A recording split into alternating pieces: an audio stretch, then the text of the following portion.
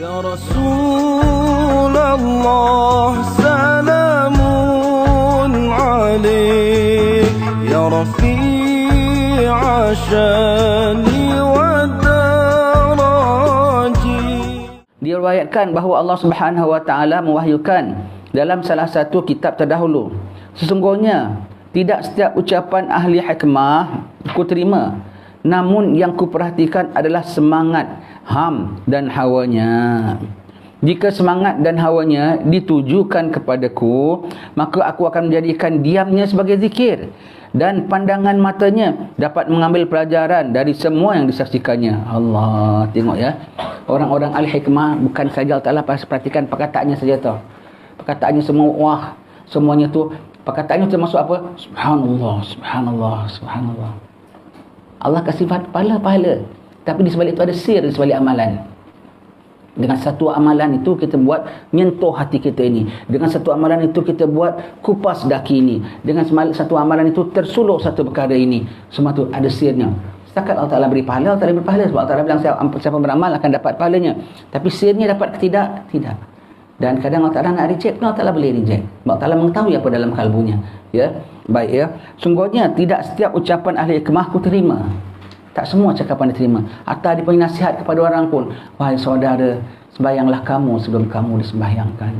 Wahailah saudara-saudara, janganlah habis gelap malam kecuali kau dampingi kekasihmu. Amboi cakap macam pendeta-pendeta umpamanya. Tak semua cakap ahli hikmah tu aku terima, kecuali Allah Ta'ala tengok hatinya. Apa dia tu? Namun yang aku perhatikan adalah semangat hatinya. Semangat hatinya, ya Allah. Dia punya cakap tu kerana Allah Ta'ala. Dia punya beria-ia benar. Whatever dia bikin, walaupun small tapi demi Allah, demi umat.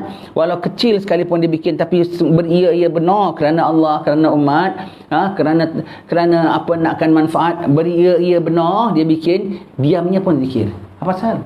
Dia punya ham tu apa? Ham tu ada dalam hati ke dizahirkan?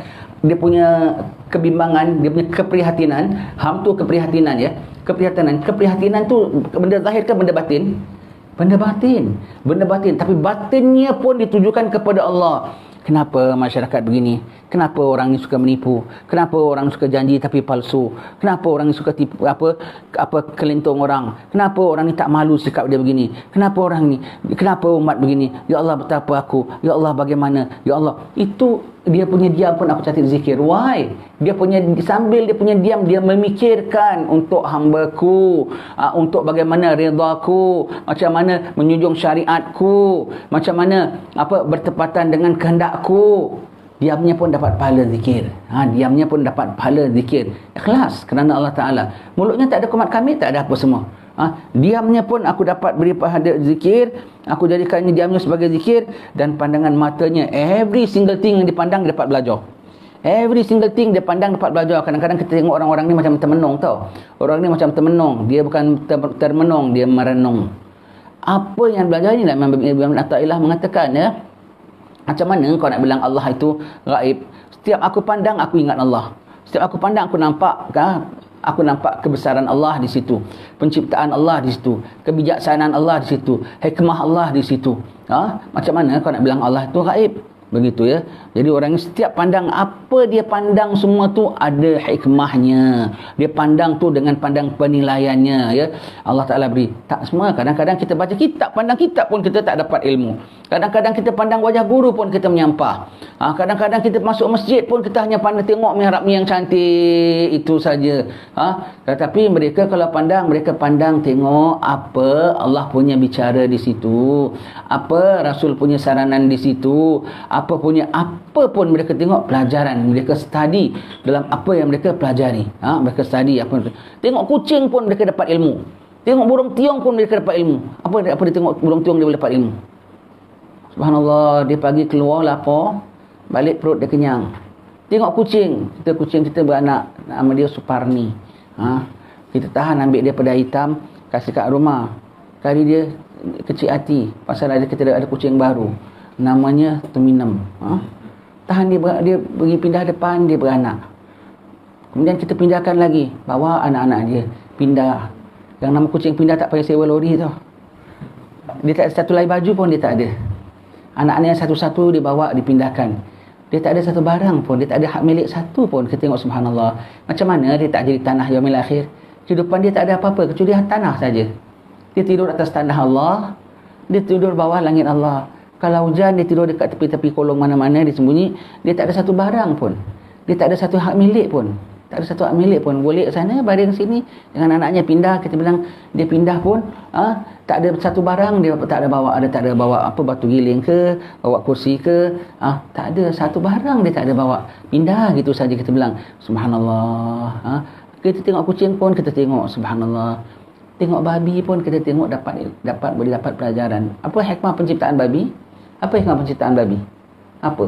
Di antaranya kita pandang bahawa babi, tak ada satu babi masuk neraka. Tak ada satu babi masuk neraka. Semua babi kena hisap.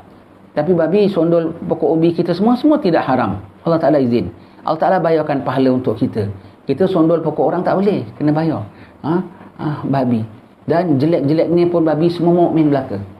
Dan babi pun tak lupa. Dia tahu tiada Tuhan melainkan Allah. Nabi Muhammad adalah Rasulullah. Dan dia zikir dengan gaya dia. Macam mana bunyi dia kita tak tahu.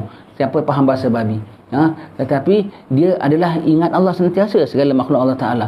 Itu di antara hikmah penciptaan babi. Jadi kalau kita pandang, segala apa kita pandang pun kita nampak, kadang-kadang kita nampak barang, kita nampak ilmu fiqah. Oh, dia pakai ini kerana dia belajar bab ini. Oh, cara sembahyang dia begini kerana ilmu dia dah sampai level ini. Oh, kita boleh nampak fiqah. Kadang kita nampak tasawuf, kadang-kadang kita nampak hikmah, kadang-kadang kita nampak macam-macam. Jadi Allah Ta'ala tidak ukur semua ahli hikmah daripada percakapannya, tapi tengok enthusiastiknya, attitude-nya, dia punya beri benar hamnya, keprihatinannya, sampai tahap keprihatinannya, every single thing dia ada keprihatinan dia di situ. Dia punya diam pun kira zikir, dan dia punya pandang pun semua kiranya belajar belaka.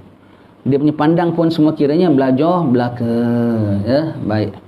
Salawat salam tetap padamu, Engkaulah sang Nabi penyejuk hatiku.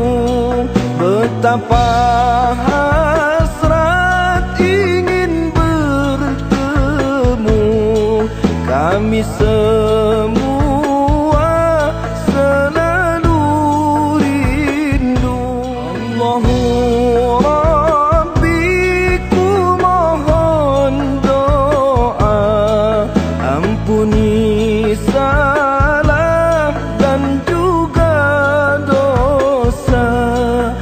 Jadikan kami insan yang mulia, hati yang ikhlas serta bertakwa. Kumpulkan kami dan keluarga bersama